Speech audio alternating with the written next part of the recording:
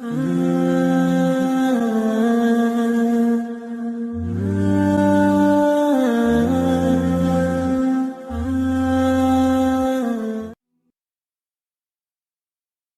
لقمان کا بیٹا جب تجارت کے لیے جانے لگا تو وہ حضرت لقمان کی خدمت میں حاضر ہوا۔ تب حضرت لقمان کہنے لگے، اے بیٹا، جب جاؤ تو راستے میں ایک میدان پاؤ گے۔ اس میدان میں ایک چشمہ ہے جس کا پانی نہایت ٹھنڈا اور شیریں ہے۔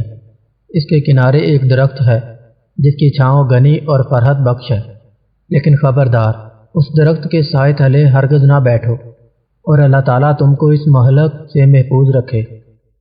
تو وہاں تم کو ایک بوڑھا شخص ضعیف ملے گا جو عمر میں اس درخت سے بڑا ہے۔ پھر جیسا وہ تم کو کہے اس کی بات لازمی مانیو، اور دوسری بات یہ کہ جب آگے جاؤ گے تو فلاں گاؤں میں وہ لوگ میرے دوست ہیں اور تم کو اپنے گھر لے جائیں گے تعظیم و تکریم سے۔ اور اس گاؤں میں ایک عورت ہے نہایت حسین اور جمیل اور مالدار، پس تمہارا اس عورت سے نکاح کرنا چاہیں گے، لیکن تم ہرگز قبول نہ کرنا، اور خدا اس سے تمہیں اپنی پناہ میں رکھے۔ اور تیسری بات یہ کہ ایک شخص فلاں نامی اور فلاں شہر میں رہتا ہے، ایک مدت ہوئی مجھ سے قرض لے کر گیا ہے، بس اس سے وہ قرض وصول کیجیے، اور خبردار شب کو وہاں نہ ٹھہرنا، اور یہ تمام نصیحتیں یاد رکھنا۔ اور اب جاؤ، میں نے تمہیں خدا پر سونپا۔ چنانچہ وہ اپنے باپ کی بتائی گئی باتوں کو تسلیم کر کے سفر پر نکلا۔ جب میدان مذکورہ پہ پہنچا جس کے کنارے میں اس کے باپ نے نصیحت کی تھی، اس کے کنارے ایک چشمہ پانی کا پایا۔ اس کا پانی نہایت شیریں اور شفاف، اور اس چشمے کے کنارے ایک درخت پایا جس کے سائے تلے ایک شخص بزرگ کامل بیٹھا ہوا تھا، مارے گرمی اور پیاس کے چاہتا تھا کہ اس چشمے سے پانی پیے اور اس درخت کے سائے تلے دم بھر کے لیے آرام کرے۔ لیکن اسی وقت اسے اپنے باپ کی گئی نصیحت یاد آ گئی، تو وہاں سے قدم آگے بڑھانے لگا تو اس بزرگ نے جو درخت کے نیچے بیٹھا تھا پکارا، اے لڑکے، کہاں جاؤ گے ایسی دھوپ میں، اور سخت گرمی پڑ رہی ہے؟ بس اس چشمے کا ٹھنڈا پانی پیو اور ذرا چھاؤں کے سائے تلے دم لے لو۔ میرے پاس آ کر بیٹھو۔ لڑکا بولا، ہرگز نہیں بیٹھوں گا، کہ میرے باپ نے مجھے منع کیا ہے اس درخت کے سائے میں بیٹھنے سے۔ تب وہ بزرگ کہنے لگا، قسم ہے تیرے رب کی، اس دھوپ اور گرمی میں نہ جاؤ، اور میرا کہا مانو۔ یہ بات سنتے ہی لڑکے کو باپ کی بات یاد آئی کہ وہ بزرگ جیسا کہے اس کا کہا مانیو۔ تب لڑکے نے اس بزرگ کا کہا مانا اور خلاف اس کے نہ کیا، سلام کر کے بیٹھ گیا، چشمے سے ٹھنڈا پانی پیا اور تھوڑی دیر آرام کرنے کے لیے لیٹ گیا اور سو گیا۔ تبھی اس درخت پر سے ایک سانپ اس لڑکے کو کاٹنے کے لیے اترا۔ لڑکا سو رہا تھا لیکن بزرگ جاگ رہے تھے، بس اس بزرگ نے سانپ کو مار کر اس کا سر کاٹ لیا۔ جب لڑکا اٹھا تو دیکھا کہ ایک سانپ مردہ پڑا ہے بغیر سر کے۔ پس بزرگ سے حال حقیقت معلوم کر کے متعجب ہوا اور باپ کی پہلے نصیحت کا راز جانا۔ بعد اس کے لڑکا وہاں سے اٹھا، اپنے اسباب سفر باندھا اور اس بزرگ کو سلام کر کے جانے کی اجازت طلب کی۔ تب بزرگ آدمی نے پوچھا کہ تم کہاں کہاں کا عزم سفر رکھتے ہو؟ لڑکے نے کہا، فلاں گاؤں میں جاتا ہوں کہ وہاں میرے باپ کے دوست ہیں۔ بزرگ نے کہا کہ اگر تم کہو تو میں بھی تمہارے ساتھ چلوں۔ لڑکے نے کہا، بہت اچھا، آپ بھی ساتھ چلیے۔ تب دونوں اس گاؤں میں کہ جہاں کا ارادہ تھا پہنچے تو وہاں کے لوگوں نے ان سے پوچھا کہ تم کون ہو اور کہاں سے آئے ہو؟ تب لڑکے نے کہا کہ میں لقمان حکیم کا بیٹا ہوں اور یہاں تجارت کی غرض سے آیا ہوں۔ تب گاؤں کے لوگ انہیں نہایت تعظیم و تکریم سے اپنے گھر لے گئے اور انہیں کھانا کھلایا اور ہر روز مہمانداری کرنے لگے۔ تب ایک دن کہنے لگے، اے لڑکے، ہماری قوم میں ایک عورت نہایت خوبصورت ہے، نیک بخت، مالدار اور حسب و نسب میں درست ہے۔ ہم چاہتے ہیں کہ تم سے اس کا نکاح کر دے، کہ یہ بات تمہارے واسطے اچھی ہوگی کہ مال و دولت خوب ہاتھ لگے گی۔ تب لڑکے نے کہا، میرے باپ نے اس سے منع کیا ہے کہ سفر میں کسی امر کے پابند نہ ہونا، ورنہ نقصان اور تکلیف اٹھاؤ گے۔ تب اس بزرگ نے جو ساتھ تھا کہنے لگا کہ جب یہاں کے سبھی رئیس آرزو مند ہیں اس کی گواہی دیتے ہیں، اور یہ بھی کہ وہ حسین و مالدار ہے، تو شادی کرنے میں کوئی مذاکرہ نہیں اور کوئی اندیشہ نہ کر۔ لڑکے کو نصیحت یاد آئی کہ وہ بزرگ جو بھی کہے اس پر عمل کرنا۔ تب اس لڑکے نے بزرگ کے کہنے پر اس عورت سے نکاح کیا۔ تب ایک شخص اس قوم کا لڑکے کے پاس آیا اور کہنے لگا، میں حضرت لقمان کی بہت عزت و تکریم کرتا ہوں، اس سبب سے تمہارا بھی خیر خواہ ہوں۔ تم نے ناحق اس عورت سے نکاح کیا، وہ بہت بری ہے اور قبل تم سے اپنے 9 شوہروں کو اپنی خلوت گاہ میں مار چکی ہے، بس اب تم کو بھی مار ڈالے گی۔ اگر تم بھلا چاہتے ہو تو کسی ہیلے بہانے سے یہاں سے نکل جاؤ۔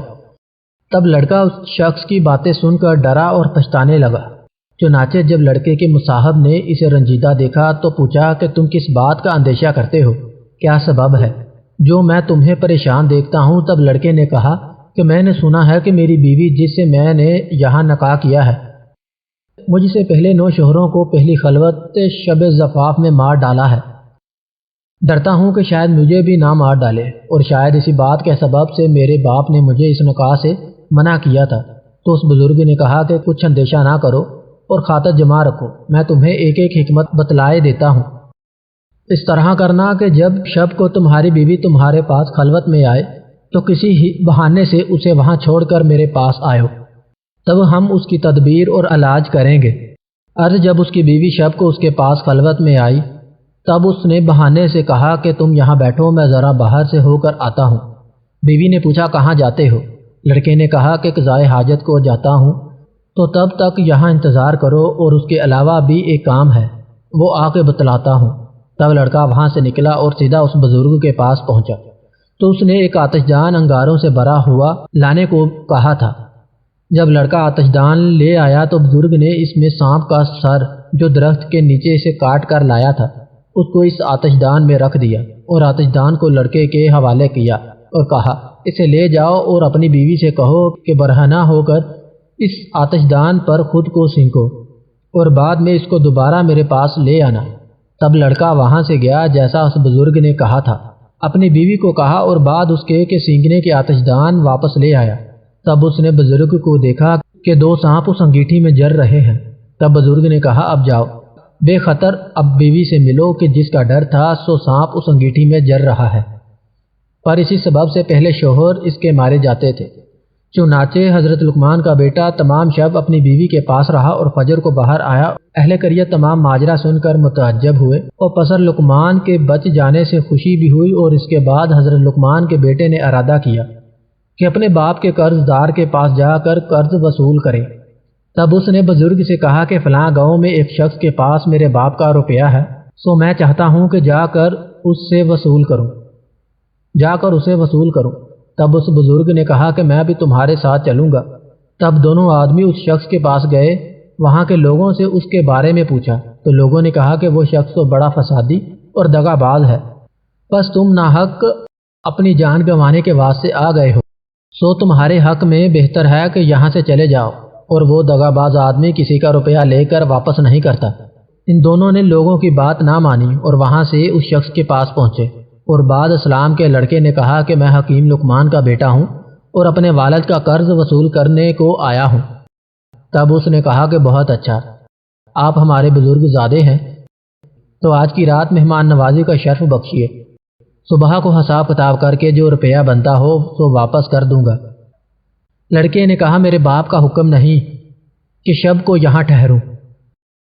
تب اس بزرگ نے کہا جو اس کے ہمراہ تھے، کیا لڑکے کچھ پرواہ نہیں، چلو آج کی شب یہاں رک جاتے ہیں، پھر جو خدا نے ہماری قسمت میں لکھا ہو سو ہو کر رہے گا۔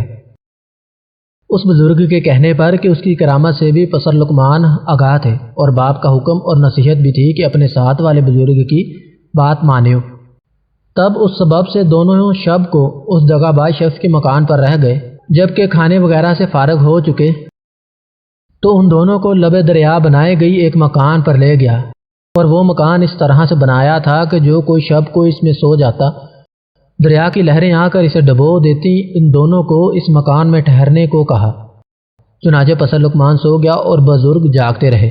جب آدھی رات کا وقت ہوا تو موجے چڑھنے لگے، پانی مکان پر چڑھ گیا۔ تب بزرگ نے لڑکے کو نیند سے بیدار کیا اور وہاں سے اٹھ کر اوپر بالا خانے پر کہ جہاں اس دغا باز آدمی کے بیٹے سو رہے تھے وہاں تشریف لے گئے۔ وہاں سے اس کے بیٹوں کو تخت سمیت اٹھایا اور نیچے اپنی والی جگہ پر سلا دیا، اور خود اوپر ان کی جگہ پر سو گئے۔ جب فجر کے وقت وہ شخص آیا اور دیکھتا ہے کہ دونوں اوپر والے طبق میں اس کے بیٹوں کی جگہ سو رہے ہیں اور اپنے بیٹے نیچے مکان میں ان کی جگہ پانی میں مردہ پڑے ہیں، تب پکار کر کہنے لگا کہ افسوس، صدا افسوس، میں نے تمہارے واسطے یہ فریب کیا تھا کہ تم کو مار ڈالوں، یہ میں اپنے فریب میں آپ ہلاک ہوا، میرے سب بیٹے مارے گئے۔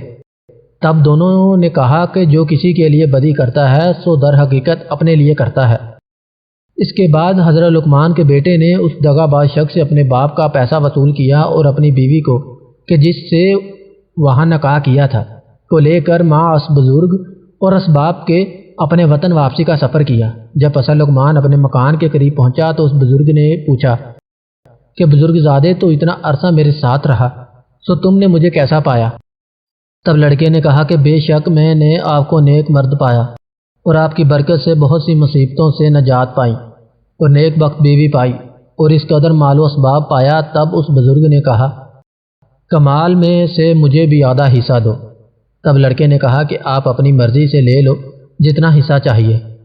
بزرگ نے ایک طرف بیوی کے ساتھ تھوڑا سا مال رکھا اور دوسری طرف زیادہ حصہ مال و اسباب کا رکھا اور لڑکے سے کہا کہ ان میں سے جو تم چاہو رکھ لو اور دوسرا حصہ میرے واسطے چھوڑ دو۔ تب لڑکے نے اپنی بیوی اور اس کے ساتھ والا تھوڑا حصہ مال و اسباب کو چنا اور کہا کہ میرے لیے یہ کافی ہے۔ چنانچہ دونوں فریق اپنا اپنا حصہ لے کر تھوڑی دور گئے۔ بزرگ نے لڑکے کو آواز دے کر رکا اور اس سے پوچھا کہ اے پسر لقمان، کس سبب سے مجھے زیادہ حصہ مال و اسباب کا دیا جاتا ہے؟ کہیں اس کا سبب یہ تو نہیں کہ تو نے میری جو کرامتیں مجھ سے دیکھی ہیں ان کی وجہ سے مجھ سے خوفزدہ ہو کر زیادہ مال دیے جاتے ہو؟ لڑکے نے کہا کہ ایسا بالکل نہیں، بلکہ یہ تو اس سبب سے ہے کہ میں نے آپ کی برکت سے جو نفع اٹھایا اور مصیبتوں اور مشکلوں سے رہائی پائی، سو اس سب کے سبب خوش ہو کر آپ کو یہ سب اپنی مرضی اور خوشی سے دیے جاتا ہوں۔ تب بزرگ نے کہا کہ اے لڑکے، تمہاری نیک نیتی اور اعلیٰ ظرفی اور اعلیٰ اخلاق سے میں بہت خوش ہوں اور یہ سب مال و اسباب بھی تم ہی لیتے جاؤ، بھلا ہمارا اس دنیاوی مال و اسباب سے کیا کام؟ لڑکے نے عرض کیا کہ آپ کون ہیں اور کس سبب میرے ساتھ رہے؟ بزرگ نے عرض کیا کہ میں اللہ کا بھیجا ہوا ایک فرشتہ ہوں اور تمہارے باپ کی دعا کے سبب اللہ نے مجھے تمہاری حفاظت و نگہبانی کے واسطے مقرر کیا تھا۔ تم کو تمہارے باپ کا رویہ دلایا اور راہ بتلائی۔ ہمارا ذمہ تو لوگوں کے ساتھ بھلائی اور مہربانی کرنا ہی ہے۔ اللہ کے حکم سے پس اب تم سے رخصت ہوتا ہوں اور تم بھی اپنے گھر کو جاؤ۔ تب لڑکا سب مال و اسباب اور بیوی کو لے کر گھر آیا اور تمام احوال راستے کا اپنے باپ سے بیان کیا کہ حضرت لقمان نے بھی اللہ کا شکر ادا کیا۔